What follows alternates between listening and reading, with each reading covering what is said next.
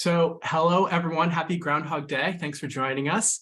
Today, I'm going to be presenting some new research I've been developing over the past year with some friends who will also join me later on in the talk. With the talk entitled From the Singularity to the Multiverse, Shifting Media Mythologies. This is new work and the first time it's been shared publicly, so I'm excited to share it and see what resonates for folks. And we're going to have some time for Q&A at the end of the session, so please share your reactions and questions in the chat, and we'll circle back to them at the end of the talk. And also feel free to leave notes in the chat of ideas that this sparks for you or references you think that we should look at, because we welcome your input and feedback as we continue to refine and evolve our thinking on this. So I'm planning to move fast and try to keep things exciting. So we may even blow up the universe. So if it feels like everything everywhere all at once, just know that's on purpose. Everyone hold on tight to your everything bagel, and let's get started. So a little bit about me and our organization. I'm Toshi Hoo, and I'm a research director at Institute for the Future. And for those who don't know us, we are a nonprofit futures research, education, and design collective based in Palo Alto, California. And we've been helping the world think about long-term futures since 1968. And IFTF has a number of labs studying everything from the future of food, future of healthcare, culture, work, equity. I'm the director of IFTF's Emerging Media Lab, where we research the future of human communication, collaboration, and connection, all through the lens of emerging media.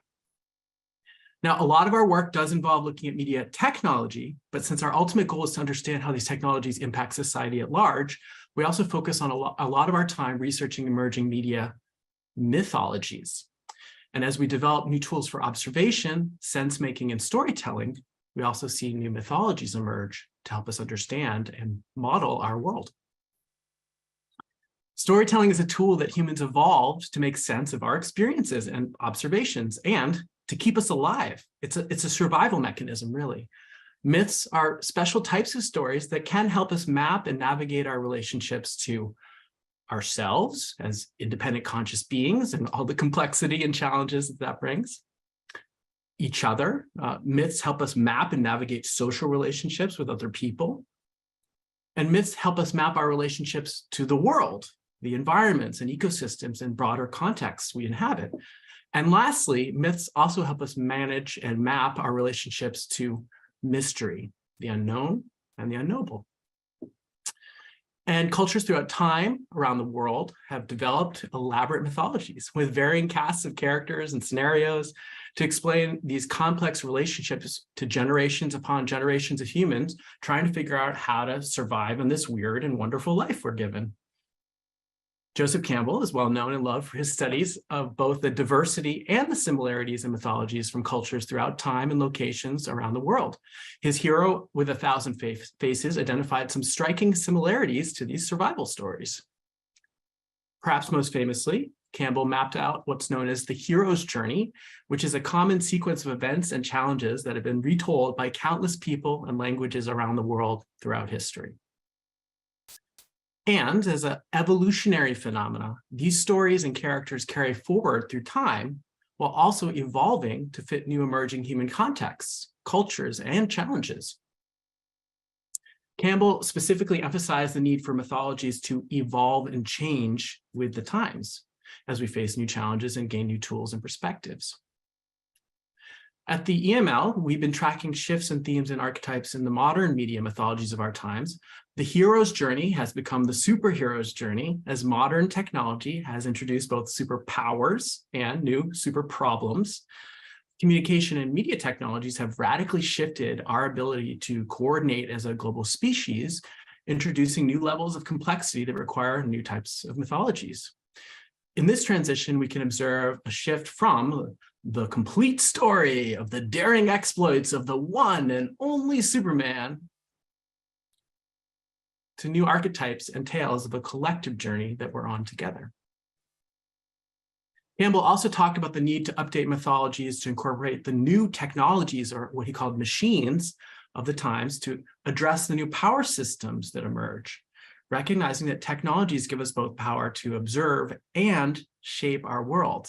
And if we do not learn new ways to integrate these technologies into our culture, they don't always have the positive impacts that support our survival. Today, humanity is on the cusp of introducing three very new powerful tools for mapping out complex relationships, some in ways that previous generations could only dream about. Artificial intelligence is about to provide insights into complex patterns and relationships and offer what science fiction author Bruce Sterling calls alterstandings of our world that could lead to enlightenment or chaos or both.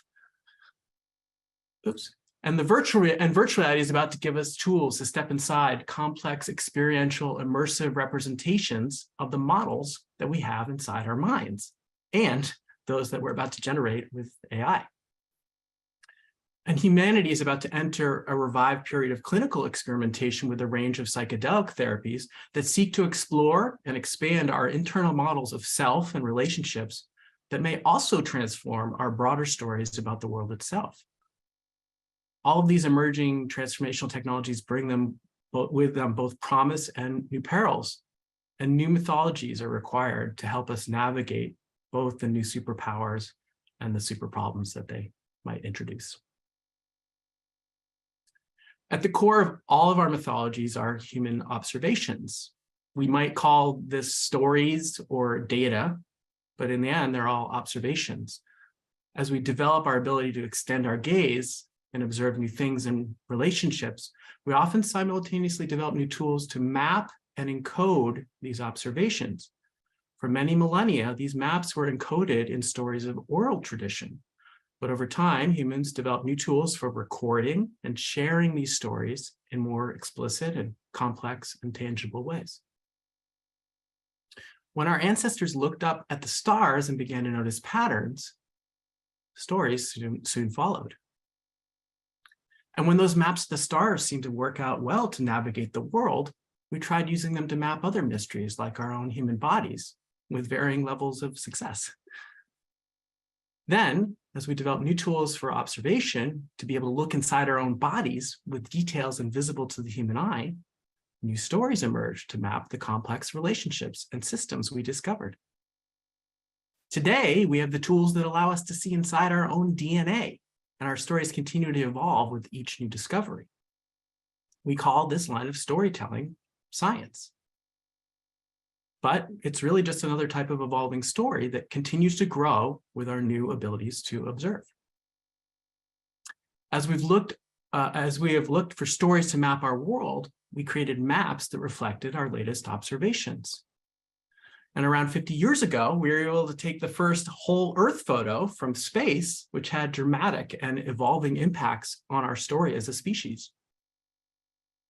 And while we once believed that the Earth was the hero planet at the center of a relatively small cosmos, today we're looking out deeply into space with the James Webb Telescope that recently sent back images from the Phantom Galaxy, which we believe contains over 100 billion other planets.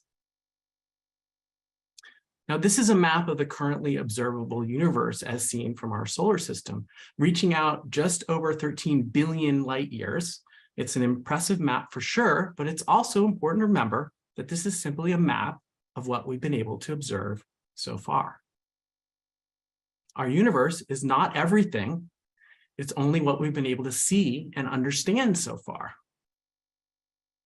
The universe itself is a story we've created to try to understand what we are, where we came from, and where we might be going. The universe is a story we've created to contain everything we've observed so far. So I did promise that we're going to blow up the universe. We're not going to do this kind of blowing up, though. It would be exciting. The blowing up we're going to do is more of the expanding type of blowing up. Our current science tells us that the universe has been in a process of expansion since it was born. Sometimes moving super fast, other times slower, but always expanding. And in this expansion, different areas of density have emerged. Sometimes this density is so intense, like when a star collapses, even light itself cannot escape this gravity, and we call these black holes. The heart of these black holes, with gravity so intense it's almost impossible to imagine, are referred to as a singularity. And scientists use the term singularity to define an event horizon so incomprehensible that our human minds cannot imagine it without a massive paradigm shift in our consciousness. Now, this term has also been adopted as a metaphor for a recently popular mythology about the future, often referred to as the singularity. Werner Vinge, a science fiction writer, coined the term in a 1993 essay he published called The Coming Technological Singularity, in which he described the singularity as a point in time that would, quote, signal the end of the human era, as the new superintelligence would continue to upgrade itself and advance technologically at an incomprehensible rate. Side note, apparently the singularity was not advanced enough yet in 1993 for proper typesetting. Now, Vinge wrote in 1993, within 30 years, we'll have the technological means to create superhuman intelligence, and shortly after, the human era will be ended. This somewhat grim view is reflective of another mythology, transhumanism, which believes we need to evolve out of our limited human bodies. The transhumanist mythology proposes that we're evolving by merging with our technology and giving up the limitations of our biological substrates. And the big promise of the mythology of transhumanism is that it will also allow us, at least some people, to live forever, as long as you don't mind being downloaded into a computer. Now, perhaps the most famous evangelist of the mythology of the singularity is Ray Kurzweil, who I had the pleasure of working with for over 10 years and is as his emerging media technologist. And Ray is probably most famous for his curves, his exponential curves, that is, that map out a precise path to the singularity as computing power increases to the point where he projects it will fully surpass human intelligence by 2045. Now, Ray wrote a very popular New York Times bestselling book entitled The Singularity is Near in 2005, which became a feature-length documentary film in 2008, which I happened to produce with Ray. Now, this film combined documentary talking head interviews with some of the top minds in technology, like AI pioneer Marvin Minsky, and experts in the fields of nanotechnology, robotics, radical life extension, as well as a few skeptics like Bill Joy and Bill McKibben. And we also had the amazing opportunity to interview the famed futurist and author of Future Shock, Alvin Toffler, for the film just a few years before he passed. Now, in addition to the talking head interviews, Ray also wanted to include a narrative storyline about his virtual alter ego, Ramona, who I also worked with him to create a 1999 TED presentation on the future of virtual reality. The narrative story arc follows Ramona's evolution from simple chatbot to digital puppet to fully aware sentient AI. And the arc climaxes as Ramona becomes super intelligent and saves the entire human race from a swarm of evil nanobots. Thank you, Ramona. Ramona is then forced to defend her rights as a real person in the Supreme Court, defended by none other than the real Alan Dershowitz. She not only wins her case and legal rights as a person, but she and Ray fall in love. And they stroll into a fantastic future where every molecule in the known universe is converted into computronium to expand human consciousness forever. Now, if this sounds a little ridiculous, remember that Jim Dator tells us that any useful idea about the future will at first sound ridiculous. And Ray is known for putting forth a number of ideas about the future that sounded pretty preposterous to many, but turned out to be not that far-fetched. I wanted to share the synopsis of Ray's fantasy film of the future to offer a little insight into the archetypes, the values, and the mythologies of the future that the #1 promoter of the singularity has in mind for the future of humanity. Let's review some of the archetypes and the values of this mythology, values of the mythology of the singularity represent. The singularity is driven by technology. It's motivated by and built on top of a concept of exponential growth. The goal of the singularity is about beating systems, not just evil nanobots, but biology, nature, even death itself. And the singularity is often perceived as an inevitable destiny. And the singularity is also highly egocentric and focused on archetypes of the valiant hero's journey. Now, Ray has faded a little from the spotlight recently, but we still have a number of other egos carrying forth this kind of mythos of the future. The singularity has been very popular in mythology for the titans of technology like billionaire Jeff Lon Zucker Gates of the world. And beyond bringing a world of slew of useful and addictive technology services, these tech leaders also plan to help bring humanity, almost singularly by the sheer force of their own egos, into a brighter and better future, where we can live amongst the stars and we're free from disease. And we're able to live in endless luxury and wealth inside of virtual worlds. Now, Mark Zuckerberg has been stumbling a bit with realizing his vision for our futures inside his fantastical virtual reality, but he has bet the future of his entire empire on promising that this is where humanity is going. And he's been determined to be the one to take us to the beyond with his metaverse. Now, I have another talk that goes much deeper into the mythology of Mark's metaverse. Today, I want to talk about another mythology for the future that's been sparking increasing and perhaps more interest and excitement: the multiverse. Up until recently, when you heard the word multiverse, it was usually in the context of a mathematical multiverse within conversations about theoretical quantum physics. Now, while it can be a fascinating concept to explore mathematically, I'm less interested in finding equations that prove that parallel universes exist. I'm much more interested in exploring the multiverse in the socio-cultural context of a metaphorical and mythological multiverse. Because while it may be possible to prove that parallel universes exist outside of our own, we don't need math to recognize the experiential truth that we're all living in our own universe. Part of each of our own hero's journey is reckoning with this existential fact that we're trapped inside our own experience and stories. And in fact, we're all living inside our own universe, assuming that others have the same perspective and maps of reality, which often results in a lot of chaos and confusion. The mythology of the metaverse contains new archetypes for us to imagine and acknowledge these multiple realities, and provides a new story space for exploring and mapping new types of relationships. So I want to talk to you today about the emergence of multiversal archetypes we're observing within the mythological space of modern life, which is pop culture media. Now, multiversal storytelling isn't completely new, though it's been more often used as a device for building new stories from combining characters and IP from disparate media franchises. And cinema has long been used to explore and immerse people in the idea not only of seeing a story from multiple perspectives, but that all those perspectives collectively hold a greater truth when combined.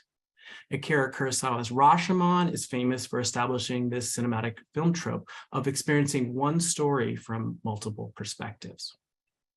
Superhero stories now dominate our shared pop culture mythologies with stories that help us, as Campbell described, wrangle with new technologies. Superman's superpowers help people imagine how they might navigate the struggles of a world increasingly mobilized and mechanized. And stories of a valiant hero swooping down and saving us were resonant and reassuring to a whole generation. The Man of Steel reassured us with his ability to move faster than a speeding bullet and with a strength more powerful than a locomotive and able to leap even over the tallest feats of modern skyscraper construction of the times. More recently, our technological concerns shifted from out-of-control steam engines to mutations of our DNA from radiation and genetic engineering in toxic environments. But I would observe that even those fears and concerns have shifted for even our most beloved superheroes, who once focused on problems like how do you deal with the power and responsibility that come from radioactive enhancements, to a whole new type of problem space reflective of the times and technologies we face today. A growing number of mainstream media franchises, particularly superhero movies, have shifted their narrative archetypes to focus on multiversal storytelling. Spider-Man has not one, but two, and a third one on the way now, dedicated films exploring the multiversal narrative space. And what I find particularly interesting is that these multiversal stories depart radically from traditional superhero story arcs that used to focus entirely on the battle of good versus evil, where our hero's solution to the story conflict depends on defeating and destroying and entrapping or banishing the bad guy. In these new multiversal mythologies, like the most recent Spider-Man No Way Home, we're introduced to a narrative arc where the hero must not only expand his journey to a collective journey, but the solution space for the narrative is focused on themes of seeing the enemy not as something to be defeated or destroyed, but as a result of a system out of balance that can only be solved by rebalancing systems, healing toxicity and trauma that leads to bad actors within systems.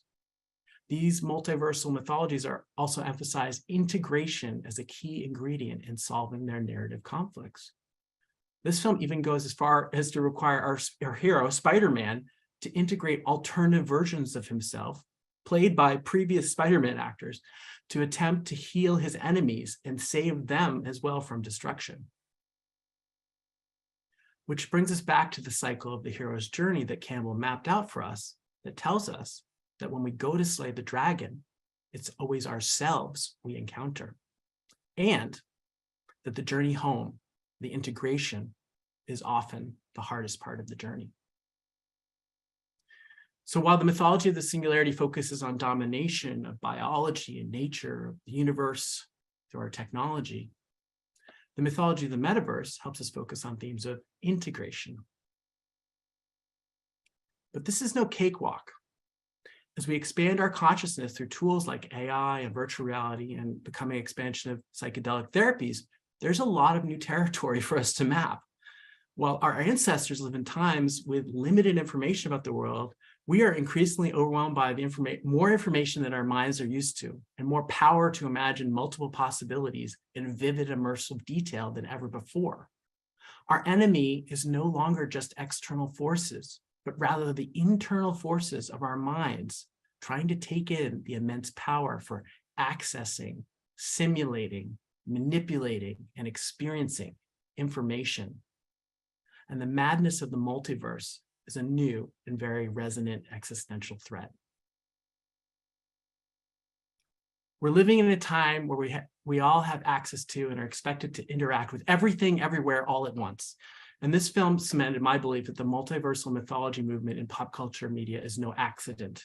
I cannot recommend this film enough as a pivotal narrative map, not only of the feeling of overwhelmedness that we're all managing at this moment, but also as a brilliant map of the types of new superpowers of integration we need to navigate the complexities of the internal and external multiverses we're expected to inhabit. This film so brilliantly depicts the narrative conflict that we're all experiencing in an age where we're all overwhelmed to trying to digest infinite amounts of information we have about what is happening in the world, and with new tools that help us simulate virtual realities of things that could happen, while also trying to contend with an expanding multiverse of deep fake synthesizing false realities. Lastly, this film also depicts these epic journeys into the multiverse are not just for superheroes, but they also exist in the mundane challenges of the multiverses within ourselves, our families, and even when we're doing our taxes or laundry.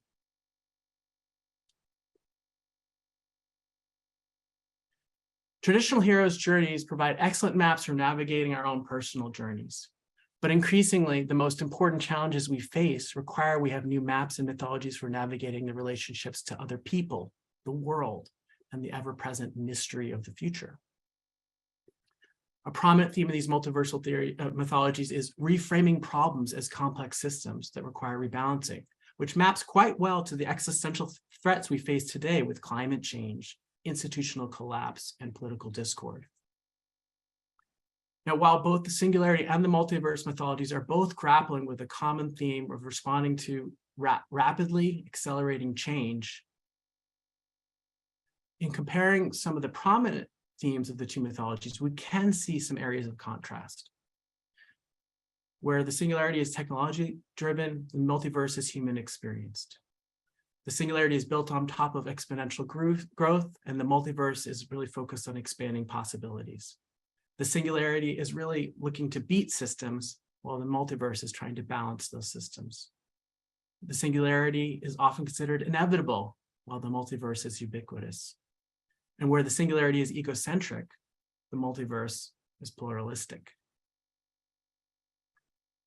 Now, as a good friend recently observed to me, humanity is currently standing at a critical threshold in the cycle of the hero's journey, a step known as the refusal of the call, in which the hero resists responding to a call to action, which threatens to disrupt their seemingly safe and stable life and challenge the comforting stories that keep them from crossing over that threshold into a new and unfamiliar paradigm. The call humanity seems to be refusing at this moment in our journey is pluralism, or a view that incorporates the collective journey that we're on. And not just those who are alive now, but those who will live in the futures that we create. And as with all epic journeys, this is not an easy transition, but these mythological maps help us imagine these possible alternative futures. But in thinking about the pluralism of multiversal mythologies, it does make me think, does it even make sense to refer to the multiverse? And for that matter, we too often refer to the future when we know there are many possible futures and many ways to experience those futures. So I'm thinking a lot about what multi-futures thinking lens would mean and exploring the new types of stories they might map. And of course, futurists are well suited for multiversal thinking, as we're often trying to think of a wide range of possible futures, from the preposterous to the possible, to the plausible, to the preferable. And frameworks like Jim Tater's 4 Futures help us imagine a range of possible futures. And new augmented intelligence tools like ChatGPT are helping many to explore vast new expanses of possibilities. While ChatGPT can sometimes play fast and loose with facts, it's turning out to be quite helpful in exploring possible futures, since there are no facts about the future. At IFTF, we're already experimenting with building new foresight tools to enhance our existing methodologies and create new methodologies, drawing from these large language models that, like GPT, that are mapping the multiverse of human ideas and information into new relational repositories of possibilities. And these tools are becoming accessible to pretty much anyone, allowing people to open up portals to other multiverses. Urban planners are using DALL-E to help people envision cities without cars. And the tools are really so easy that even a kid can use it as soon as they can type. We've been using it at IFTF, text-to-image generators like Midjourney to both illustrate forecasts as well as spark new ideas for forecasts as we generate the images. And my colleague Dylan Hendricks has created literally thousands of artifacts from the future using generative AI tools. These are just a few of the many phones from the future that Dylan created. Here's some shoes from the future, a couple of his uniforms for the future. Dylan refers to this use of AI for futures work as speed running possibility spaces, because we're so easily able to explore an endless number of variations on any idea that we can think of and describe. And these powerful new generative AI tools also provide new lenses to explore the multiverse of ourselves as well. I know some of the folks have been playing with things like Lensa. This is a... Welcome to the multiverse. Welcome to the multiverse. So this is both insightful or disturbing, or perhaps distorting mirror, but that's a lot of what these tools are providing for us. Hopefully Dylan will step through his multiverse portal and join us in a bit. So multiversal futures thinking isn't just about mapping, about imagining alternative futures, but the multiverse of different experiences, visions, and needs humanity needs to integrate into these broader visions of the future. So a big part of our work at IFTF is expanding futures thinking to be more participatory, so that the wide multiverse of people that future needs to work for will also include them in the process of imagining and creating those futures. Our colleague Jane McGonigle's new Urgent Optimist community platform is a way for IFTF to help people imagine futures collectively. And it's a super engaging, diverse group of over 1,000 futures thinkers from a variety of disciplines and perspectives from all around the world. I highly recommend checking it out and joining this multiversal conversation.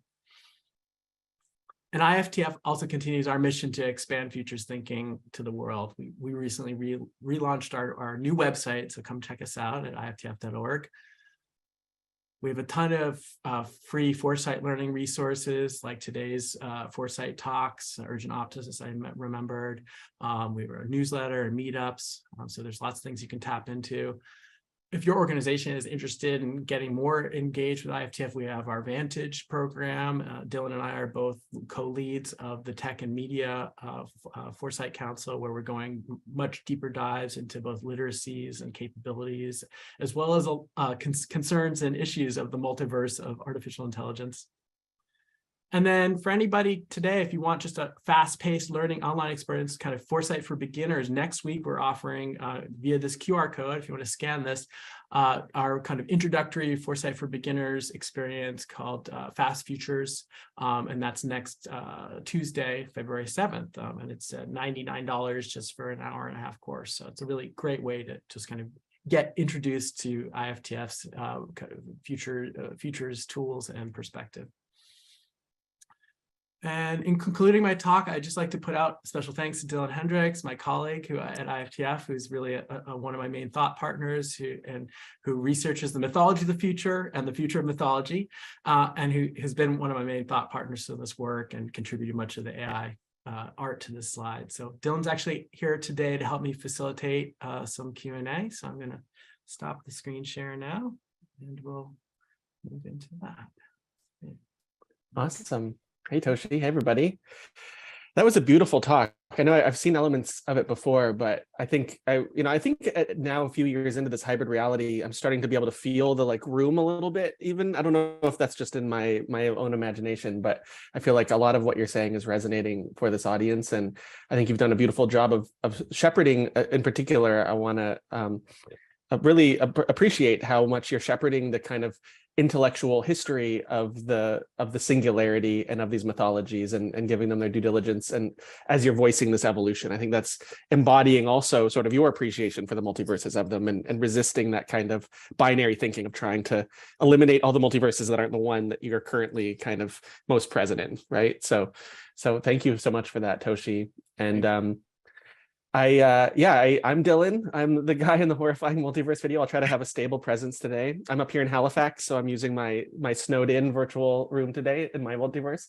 And we do have a good amount of time here for Q&A. So there were a couple questions that we got teed up ahead of time that I can prompt us with.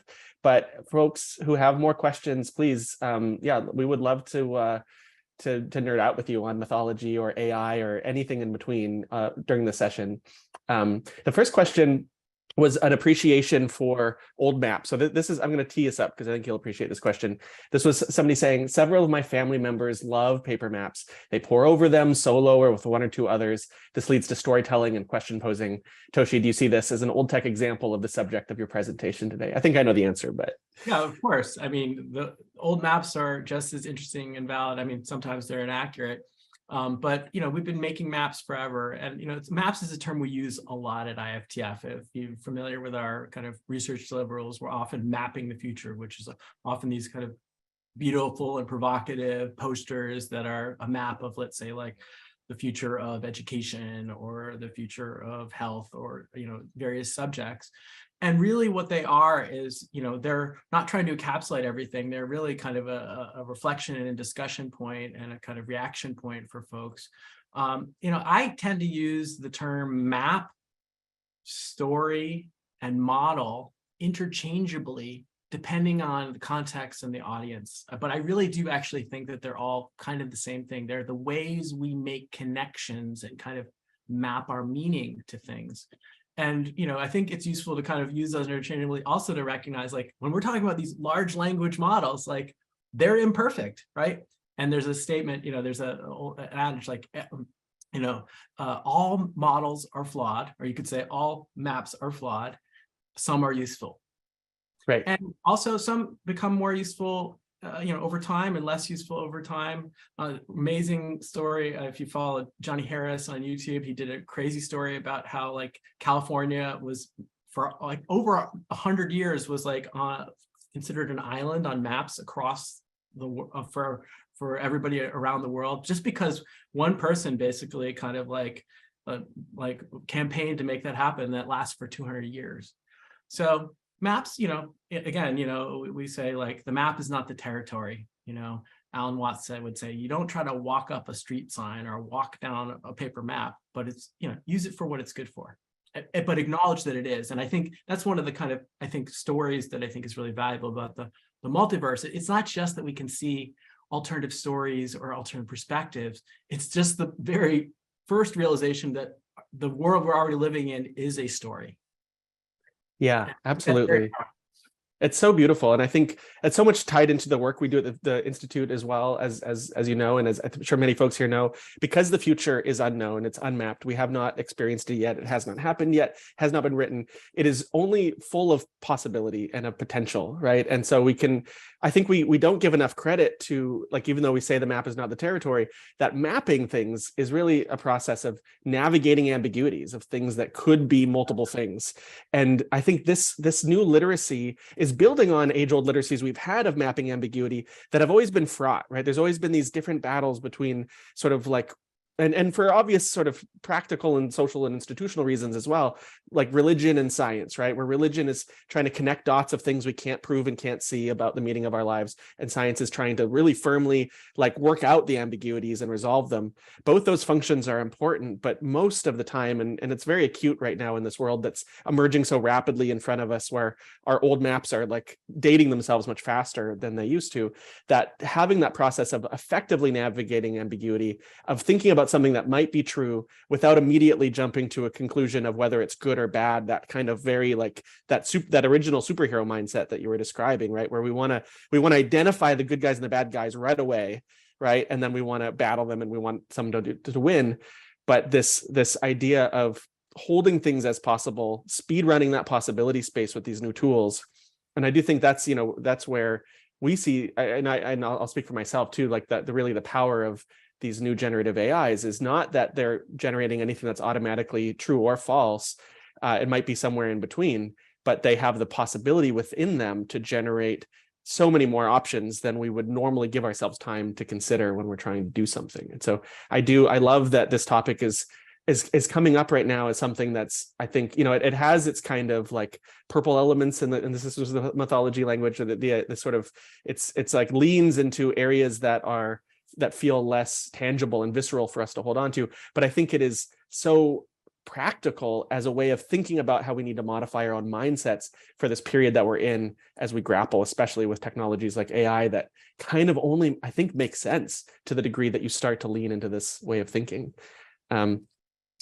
So that's my little monologue. Let's see, here's some questions from the chat. So how do multiversal systems that are dependent on functioning power electricity shift if there are outages? Are you in Texas, Amanda? I'm wondering. That's a very specific question. I mean, I think, but to take it kind of more broadly, I mean, the daily story of our life, the mythology that we are going to turn on our lights, flick a switch and the lights are going to go on. That is a mythology we're living with, right? And that's one that when we have these kind of breakdowns of our infrastructure get challenged, and we're severely challenged during COVID and the various natural or infrastructure collapses that people are increasingly experiencing. That's often when, I mean, look at COVID, right? That was a time where how many people were challenging the story of their life, their job, their relationship to the world, their relationship to their health, their point of being alive, what is important in their day-to-day life during that time. And let me just say, like, I'm not saying like we need to throw away all the old maps. That is not what I'm saying. That's actually a very foolish thing to do. You need to challenge and examine the maps. What are the assumptions? What were the observations that went into mapping those things before? And then ideally have an open eyes, like what's new around us. That's why I emphasize observations. What can we see around us now that changes our perspective? I also saw, I'm just going to respond to Luis, whose question says, multiversal maps, multiversal stories, does complexity stem from attempted convergence to tell one story? I mean, let me also just say, I don't think there's anything wrong with trying to have a collective story. And this is one of the things, one of the aspects of like kind of this multiversal concept that I like is it doesn't have to be either or. right? I mean, I'm about to turn 50 next week. I grew up in the 90s where kind of one of the dominant mythologies was literally like, we are the world, and globalization, and the story of the end of history where the world was just coming together into this oneness. I think it's quite interesting and maybe dubious to assume that one story can fit everybody in the entire world.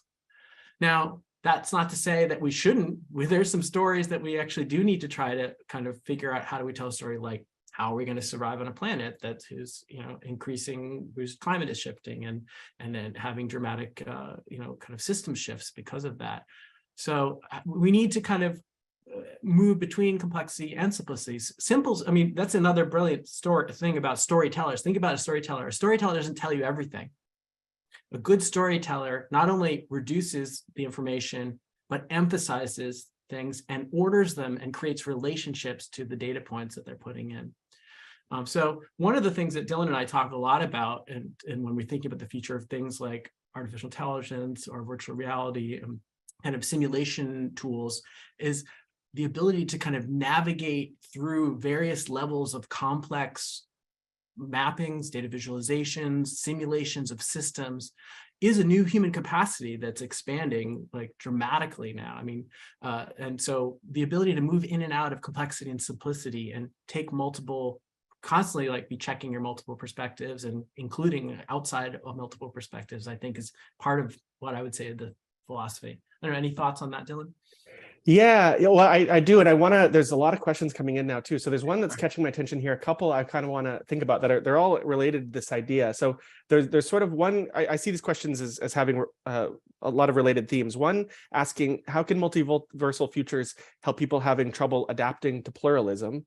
Right, so getting in the terrain of thinking about pluralism. And then another one that's more pointed, asking about how do we think about representation, inclusion of global cultures with this theme? Where does indigenous feminine thoughts of other marginalized peoples and decolonized thought fit into this discussion? And I think those are related questions. I wonder what you think about that. It's not a light topic, but certainly something that is very relevant to the space as we think about how our modern culture is evolving and these kinds of thoughts. This was in the Q&A side panel for these questions. Got it.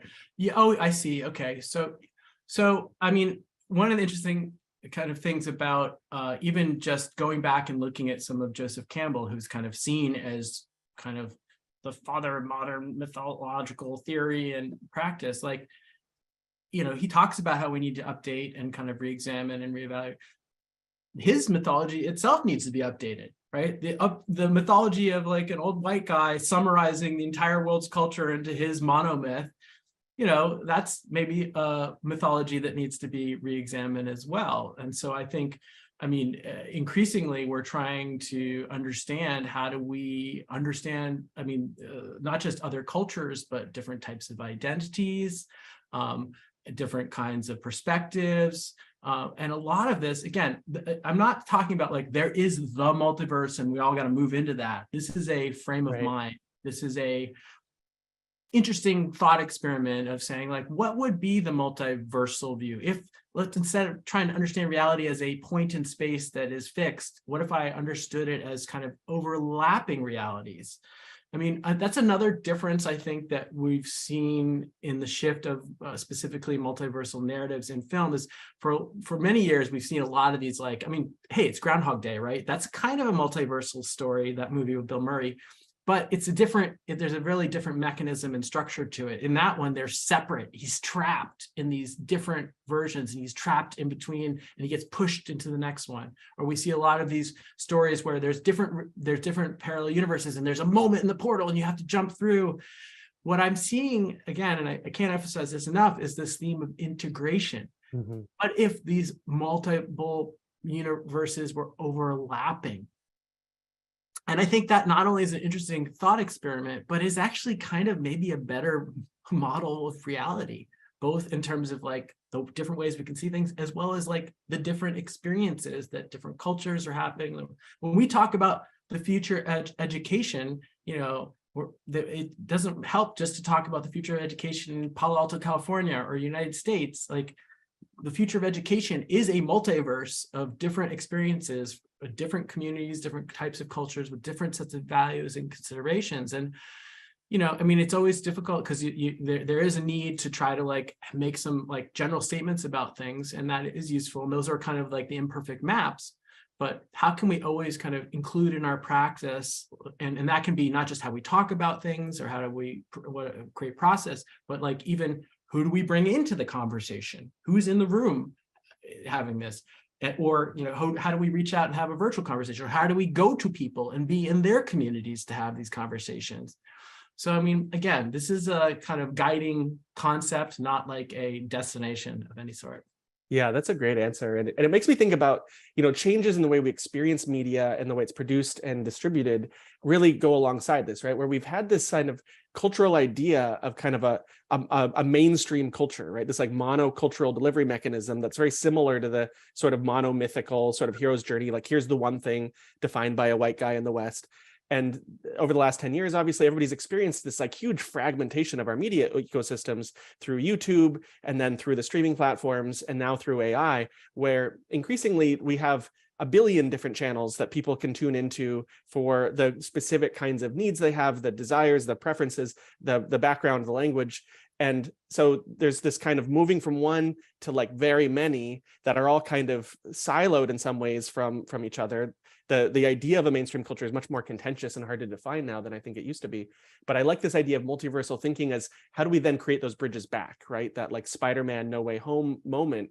It makes me think of like a movie like RRR that came out last year out of India. It's like a Bollywood film, traditionally would not have played at all in the West, but the director was really inspired by Quentin Tarantino. It's like an Indian-made Quentin Tarantino style movie that is itself a multiversal exploration of a counterfactual history where two anti-colonial activists in India are kind of raised up as mythological figures, right? And they're presented in a kind of a mythological frame that suggests a different kind of outcome. And so I just think these bridging of different ideas, obviously there's sensitivity, and it's not like everything is just one thing. Like you say, there's not just one multiverse. That's like a secondary temptation that there might be of where everything is just everything. But I think this literacy, and we talk about a lot about literacies, this literacy of multiversal thinking is such a useful kind of orienteering guide, like a kind of a compass as we're navigating to try to check in about like, where are we? How do we hold this? And how do we resist the binary thinking? I think that comes up time and time again. Our colleague, Bob Johansson, talks a lot about that in different contexts as well, right? Of full spectrum thinking. How do you move out of things just being one, like good or bad or binary or mainstream or not, into an appreciation for the true multitudes that have room to express themselves. Yeah, and just one more comment on decolonizing futures work. I think, you saw it in the talk, but I think, one of the ways I think we need to update kind of the Joseph Campbell mythological lens and framework is the huge emphasis on the hero's journey, the hero. And that's not to say the hero's journey isn't really bad. As we know, like we're all trying to need to figure out how to be a hero and successful and slay the dragon and find integration ourselves. That is very valuable. But I would say there's an overemphasis, and maybe, and I think you could see it played out. And I mean, his work went into then creating a whole slew of Hollywood films for decades that were like literally based off of his frameworks, which other white guys in the movie were like the hero, and they save, the damsel in distress. And maybe, they have got some diverse group of friends who are supporting, but they're supporting characters. And I really have been very fascinated by this, I think, multiversal future thinking, as well as this kind of concept of moving, and again, not away from, but expanding to a collective journey. And I think multiversal futures, for me, help expand the map from just how do I win as an individual, that's the hero's journey, or how do I survive, to how do we survive with each other? How do we understand what even survival, not just physical survival, but economic, spiritual, social survival means for other people, because it's different for everybody. How do we survive in this environmental ecosystem that we literally need to live on? And then how do we survive with questions of mystery? I mean, and I would say that's, another place I would challenge the singularity is there's a lot of certainty in the singularity. Here's where we're going. Let me show you the chart. Here's exactly where it's going to happen. Here's the date it's going to happen. And I think, I believe a better map of not only reality as it is, and even history as it was, but what might be, is to understand that there's unknowable. There's a lot of things that are unknowable. And I think integrating that kind of aspect and having stories, and obviously we have things like, religion and kind of more, those kind of mythological tales to help us kind of cope with those, have answers to them, but also just to be kind of at peace with those mysteries. And I sometimes feel that, like, again, I have many of my friends are singularitarians. I've worked with many of them. I'm not criticizing the community at large, but I am trying to kind of pull out some maybe some differences and make some observations and maybe see how we could expand some of this to imagine how, we could maybe have some other versions, not only the present, but the future. Yeah, and I think oftentimes when we have something that's like a placeholder of something that hasn't happened yet, but we're sort of certain there's like an ending coming, like every conceptual archetypal idea of ending, when we get there, it ends up becoming sort of reframed as a new beginning, right? I mean, death is sort of the ultimate sort of version of that, where we don't know what we experience on the other side of it, obviously. But I hope people don't feel resistant to this. I think the idea that a certain kind of point of ending being reframed once we get there as actually an explosion into integrating everything that we hadn't integrated is such a beautiful sort of evolution and natural one that it also resonates for me as sort of, I think we are going through a period of very necessary reckoning and deconstruction. We're tearing apart our mythologies. Like, if you look at organized religion and a lot of centralized institutions of the 20th century, like, trust is very low, they're very shaky, they're very polarized and contentious, and that deconstruction is really potentially surfacing these elements of the maps that we had taken for granted. We were no longer even thinking about them. We just assumed there were dragons on the end of the map because it's always been written that way, and giving us a forcing a moment to then think about, okay, what are the pieces and what are the new maps we can create, right? And I love multiversal thinking as a way forward that is also not, it resists the sort of authoritarianism of certainty, like you say, of like, oh, this is the way, everybody conform to me, right? More thinking about, oh, this is one possible way things could be. That's interesting. Let's look at it. Let's explore it. Let's inhabit it for a while. Let's not fix ourselves to it, because we need to keep moving and keep integrating, right? The work is never done. Here, one last question maybe we have time for here. And this is sort of in the vein of what you were just talking about, but I wonder how can we get past the refusal of the call, borrowing some Campbell language of the right before the hero goes into the special world in Campbell's 12 steps, there's a refusal of the call because we don't want to break the norms. How do we resist that? That seems to be a huge collective response to complex challenges like climate change, right? Like, is there something within multiversal thinking that can help us to grapple with these issues that truly tie into like all of our assumptions, things like climate change, equity, right? These are the issues that we struggle the most with as a society. What do you think about that? Well, I mean, part of, he with the hammer sees everything as a nail. I'm a storyteller. Obviously, I come from a background of filmmaking, but I do truly believe that kind of these foundational myths, stories, these are models that tell us how the world works, really drive not only what we do, but what we think is possible. And what are going to be, what's a morality tale other than telling you what's going to happen if you do something, right? Right. And so, and those are very useful. But how can we, I think where I'm putting my energy, and this is why I've been very kind of passionate about this work and why you and I talk about this stuff, I think a lot, is if you want to change, the biggest way that I think you can change the world, and I've really kind of, as I'm thinking more about multiversal thinking, I think that kind of the most powerful piece of agency you can give to anybody is to help them understand that the way they understand everything is just one story. And, I think, there's lots of examples of this is one of the reasons I think people have been very interested in psychedelic therapies is, there's lots of examples of people who have just used, a substance once and then had a different perspective, and not that they figure out, I think there's a mistake. People think, oh, I'm going to take psychedelic drugs and figure out everything and know the truth. Right. But I think the truth that is probably the most powerful is to just realize, oh, that way I was seeing reality, that was just one story. And not to throw that away, but to expand on that. And so I think that, I mean, that's kind of my kind of intervention point. I mean, that's why I'm doing this, gave this talk today. That's why I'm trying to stir up. I'm hoping that people don't come away from this talk saying, oh, I now understand the multiverse. I hope people go out and start saying, like, what would be multiversal thinking in this domain? And hope you share it back and reach out and let us know how this is applying. I've seen it already in some of the conversations that we've had. So I think this is an interesting seed to put out, and it's just like, it's a different lens. Absolutely. Thank you so much. And so we are wrapping up the hour here. Thank you so much to everybody who's joined us.